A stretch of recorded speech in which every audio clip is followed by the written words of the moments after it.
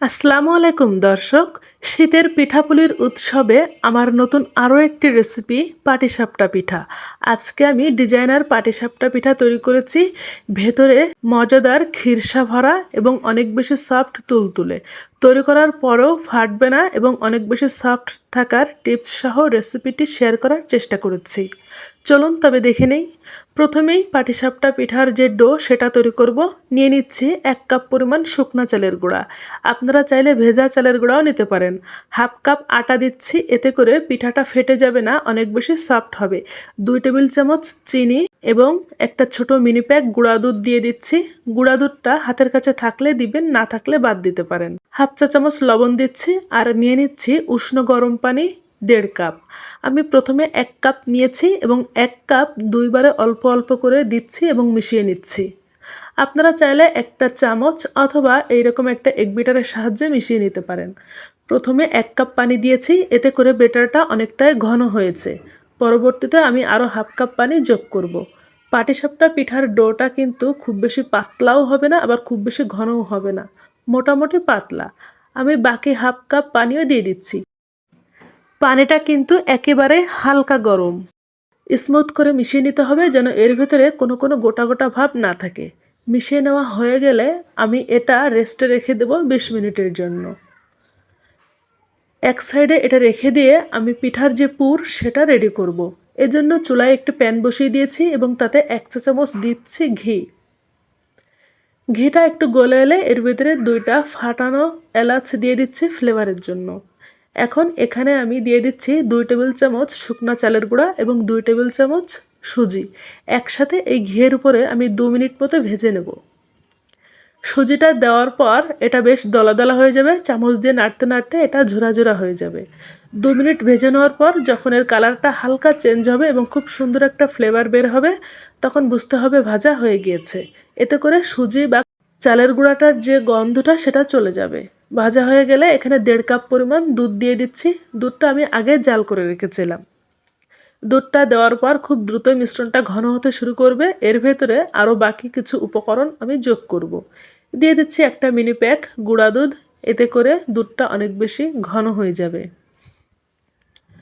আমি দিয়ে দিচ্ছি 1 চিমটি পরিমাণ লবণ এবং কিছু কোরানো নারকেল 1/4 কাপ মতো হবে, এবং দিয়ে দিচ্ছি এখানে কিছু ভাজা বাদাম আমি আধা ভাঙা করে নিয়েছি। আপনারা চাইলে কিন্তু এই খিরসাটা নিজেদের পছন্দ মতো উপকরণ দিয়েও তৈরি করতে পারেন। যে কোনো একটা উপকরণ কম বা বেশি করা যাবে। আমি এখনও পর্যন্ত কোনো মিষ্টি দিইনি। এখন এর ভিতরে দিয়ে দেবো চিনি 1/4 কাপ পরিমাণ। চিনির পরিমাণ কম দিচ্ছি কারণ এখানে আমি গুঁড়ো যোগ করব। এখানে আমি খেজুর গুড়টা ব্যবহার করব। যাতে দুধটা ছানা কেটে না যায়, খেজুর গুড়টা আমি আগে আলাদা পাত্রে একটু জাল করে নিয়েছি। এখন সেই খেজুর গুড়টা দিয়ে দিচ্ছি। এখানে হাফ কাপ মতো গুড় হবে। খেজুর গুড়টা দেওয়ার ফলে এই খিরসার স্বাদটা অনেকটাই বেড়ে যাবে এবং এর সুন্দর একটা কালারও চলে আসবে। এখন আমি নাড়াচাড়া করে এই খিরসাটা অনেকটা ঘন করে নেব। আমি যতটুকু ঘন করে চুলা থেকে নামাবো, ঠান্ডা হলে এটা কিন্তু আরও বেশি জমে যাবে। সেজন্য আমি আর বেশি ঘন করব না। এইরকম ঘনত্ব থাকা অবস্থায় চুলাটা নিভিয়ে খিরসাটা নামিয়ে ফেলবো। চলে আসলাম পিঠার ব্যাটারের কাছে। 20 মিনিট রেস্টে রাখার ফলে ব্যাটারটা কিছুটা ঘন হয়ে গিয়েছে। এখন আমি এখান থেকে 2 চামচ ব্যাটার আলাদা একটি বাটিতে নিয়ে নিচ্ছি। এই বাটিতে আমি কিছুটা অরেঞ্জ ফুড কালার নিয়ে নিচ্ছি। আপনারা যদি ডিজাইনার পাটিসাপটা করতে চান তাহলে এইরকম ফুড কালার মিশিয়ে নিতে হবে, আর যদি সিম্পল সাদা রাখতে চান তাহলে কিন্তু কালার তৈরি করার কোনো প্রয়োজন নেই।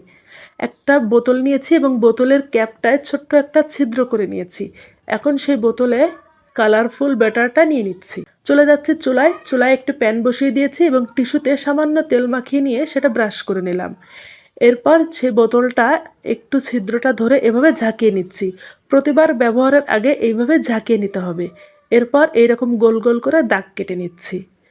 দাগগুলো একেবারে নিখুঁত হতে হবে এমন না, আমারগুলাও কিন্তু একদম সুন্দর হয়নি। দাগটা শুকিয়ে যাওয়া পর্যন্ত অপেক্ষা করব। শুকিয়ে গেলে 1.5 চামচ ব্যাটার এর উপরে দিয়ে দিচ্ছি। এরপর প্যানটা ধরে চারিদিক থেকে ঘুরিয়ে বড় রুটি তৈরি করে নিচ্ছি এবং দাগগুলা ঢেকে দিলাম। এখন অপেক্ষা করছি এই রুটিটা শুকিয়ে আসা পর্যন্ত। আপনা আপনি প্যানের গা ছেড়ে দিচ্ছে, লক্ষ্য করুন। এই পর্যায়ে আমি সে আগে থেকে তৈরি করে রাখা খিরসা হাত দিয়ে অথবা চামচ দিয়ে এক সাইড দিয়ে লম্বালম্বি দিয়ে নিচ্ছি। খিরসাটা ঠান্ডা হয় কিন্তু এখন শেপ দেওয়া যাচ্ছে, এতটা শক্ত হয়ে গিয়েছে। যেই সাইডে খিরসা দিয়েছি সেই সাইড থেকে আমি একটা চামচ অথবা খুন্তি দিয়ে এইভাবে ফোল্ড করে করে পিঠাটা তৈরি করে নিলাম। পিঠাটা তৈরি করতে কিন্তু খুব বেশি সময় লাগে না, মাত্র 1 মিনিটেই তৈরি হয়ে যাবে একটা পিঠা। দুই সাইড হালকা করে আরও কয়েক সেকেন্ড ভেজে নিচ্ছি, তৈরি হয়ে গেল একটা পিঠা। এইভাবে সবগুলো পিঠা তৈরি হয়েছে। দেখতে কেমন হয়েছে আপনারা আমাকে কমেন্টসে জানাবেন। আর রেসিপিটি ভালো লাগলে বাসায় একবার হলেও ট্রাই করবেন এবং লাইক কমেন্টস শেয়ার করবেন।